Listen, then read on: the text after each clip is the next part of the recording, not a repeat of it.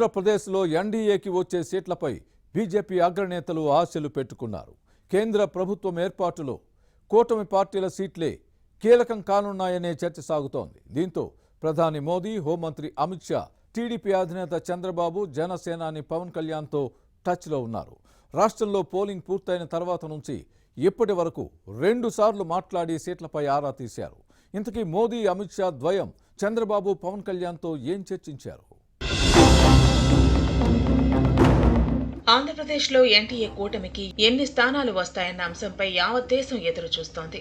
ఇక్కడ వచ్చే సీట్లే కేంద్ర ప్రభుత్వం ఏర్పాటులో కీలకం కానున్నాయనే ప్రచారం జరుగుతోంది.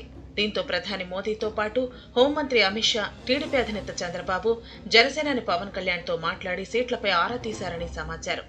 ఈ నెల 13న రాష్ట్రంలో పోలింగ్ పూర్తయిన తర్వాత నుంచి ఇప్పటి వరకు 2 సార్లు ఫోన్లో మాట్లాడినట్టు సమాచారం. ఎన్డీఏ కూటమి ఎన్నికల్లో సమన్వయంతో పనిచేసింది. ఓట్ల బదిలీ కూడా అలానే జరిగిందనే టాక్ ఉంది. టీడీపీ ఓటు జనసేనకు, జనసేన ఓటు టీడీపీకి పక్కాగా బదిలీ అయింది. కానీ కొన్ని నియోజకవర్గాల్లో బీజేపీకి మాత్రం ఈ 2 పార్టీల ఓట్లు పూర్తి స్థాయిలో ట్రాన్స్ఫర్ కాలేదనే చర్చ సాగుతోంది. ఆయా నియోజకవర్గాల్లో అభ్యర్థుల ఎంపికే ఇందుకు ప్రధాన కారణమని చెబుతున్నప్పటికీ చివరకు సీఎం జగన్ ను గద్దెదించాలనే లక్ష్యంతో ఓట్లు పూర్తిగా బదిలీ అయ్యాయని 3 పక్షాల నేతలు అంటున్నారు.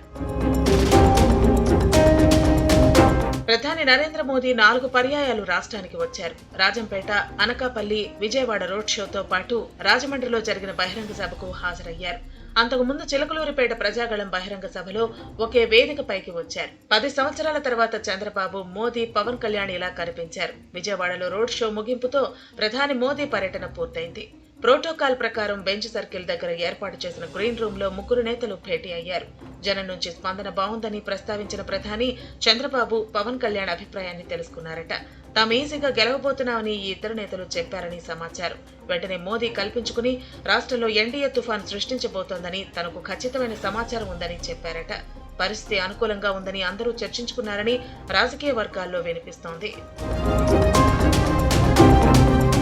అయితే ఎండలు ఎక్కువగా ఉండటంతో ఓటర్లు ఉదయమే పోలింగ్ కేంద్రాలకు తరలి రావాల్సిన అవసరాన్ని మోదీ గుర్తు చేశారని వినిపిస్తోంది.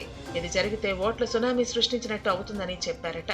ఇటీవల పార్టీ నేతలతో నిర్వహించిన టెలికాన్ఫరెన్స్ లో చంద్రబాబు ఈ విషయాలను ప్రస్తావించారని సమాచారం. మోదీ రోడ్ షో ముగిసిన తర్వాత చంద్రబాబు, పవన్ కళ్యాణ్ ప్రజలు ఉదయాన్నే ఓటు హక్కు వినియోగించుకోవాలని విజ్ఞప్తి చేసిన విషయాన్ని గుర్తుపెట్టుకోవాలి. ప్రజలు కూడా ఉత్సాహంగా తమ ఓటు హక్కును వినియోగించుకోవడంతో గతంలో కంటే పోలింగ్ 3% పెరిగింది.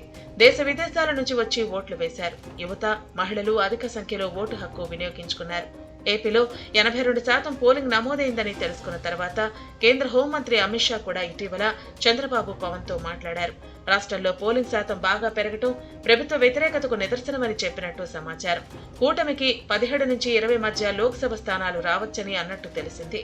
కూటమి వేవ్ ఉందని, అది అనుకూలంగా పనిచేసిందని చంద్రబాబు చెప్పారట. రాష్ట్రంలో జగన్ ప్రభుత్వం అరాచకాలకు వ్యతిరేకంగా ప్రజలు ఓటు వేశారని, ఇంతటి స్పందన తానెప్పుడు చూడలేదని అమిత్ షా దృష్టికి తీసుకువెళ్లినట్టు పార్టీ వర్గాల్లో వినిపిస్తోంది. అందుకే ఎక్కువ లోక్సభ స్థానాలు వస్తాయని అంచనా వేస్తున్నారని హోంమంత్రి చెప్పినట్టు సమాచారం. అయితే పోలింగ్ పూర్తయిన తర్వాత మోదీ, అమిత్ షా ఇప్పటికే 2 సార్లు చంద్రబాబు, పవన్ తో మాట్లాడటం వెనుక అసలు మర్మం ఏంటని టీడీపీ నేతల్లో అంతర్గత చర్చలు జరుగుతున్నాయి. బీజేపీకి 240 సీట్లు మించి రాకపోవచ్చని సర్వేలు చెబుతున్న విషయాన్ని ప్రస్తావిస్తున్నారు. ఆంధ్రప్రదేశ్లో ఎన్డీఏ కూటమికి వచ్చే స్థానాలే ఉపయోగపడతాయనే ఉద్దేశంతో టచ్ లో ఉన్నారని కూడా చెబుతున్నారు. అందుకే కేంద్ర హోంమంత్రి అమిత్ షా ఏపీలో ఎన్డీఏ కూటమికి 17 స్థానాలపైన వచ్చే అవకాశం ఉందని చెప్పడమే కాకుండా ప్రభుత్వం కూడా ఏర్పాటవుతుందని ఆశాభావం వ్యక్తం చేశారట. ఈ హంగామాకు కారణం లేకపోలేదు. కేంద్రంలో బీజేపీకి ఈసారి టీడీపీ, జనసేన మద్దతు అవసరం అవుతుందని, అందుకే ఇప్పటి నుంచే టచ్ లో ఉంటున్నారని చెబుతున్నారు.